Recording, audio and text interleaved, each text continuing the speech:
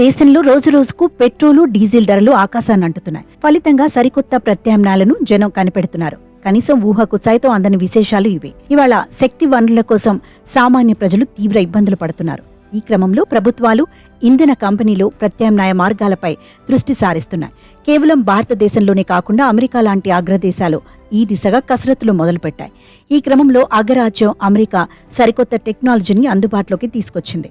అదే మనుషుల యూరిన్తో కలిసి ట్రాక్టర్ను సిద్ధం చేసింది. వాస్తవానికి అమెరికన్ కంపెనీ అమోగి అమోనియాతో నడిచే ట్రాక్టర్ను అందుబాటులోకి తీసుకొచ్చింది.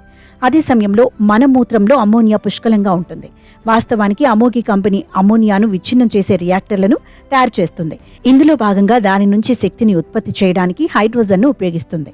కాగా యూరిన్ను డైరెక్ట్గా ఇంధనంగా వాడకుండా ఓ రసాయన చర్య ద్వారా దీనిని మండించవచ్చు. కాగా మూత్రాన్ని అమ్మోనియాగా మార్చవచ్చని, దాని నుంచి శక్తిని ఉత్పత్తి చేయవచ్చని ఒక కంపెనీ తన నివేదికలో తెలిపింది. కంపెనీ ప్రస్తుతం ట్రాక్టర్లతో ఈ ప్రయోగం చేస్తోంది.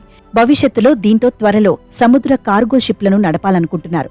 అమ్మోనియాను కొన్ని దశాబ్దాలుగా పరిశ్రమల్లో ఉపయోగిస్తున్నారు. దీని నిల్వల నిర్వహణ, డెలివరీ కోసం ఇప్పటికే పలు అత్యాధునిక సాధనాలు అందుబాటులో ఉన్నాయి. పైగా అమ్మోనియా కార్బన్ డయాక్సైడ్ను విడుదల చేయదు. అదేవిధంగా చాలా శక్తిని కలిగి ఉంటుంది. కాబట్టి కార్బన్ రహిత ఉద్గారాలకు ఇది మంచి ఎంపిక. ఇవి కాక యూరిన్తో పవర్ ఉత్పత్తి మరో మలుపు. ఇళ్లల్లో చౌక కరెంటుకు ఇదో ప్రత్యామ్నాయం.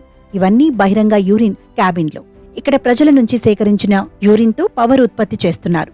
కలియుగం అని దీన్ని ఊరికే అనలేదు మనవాళ్లు. ఎలాంటి వాటితో అయినా ఎగిరిపోయే శక్తిని ఇలా పుట్టిస్తున్నారు.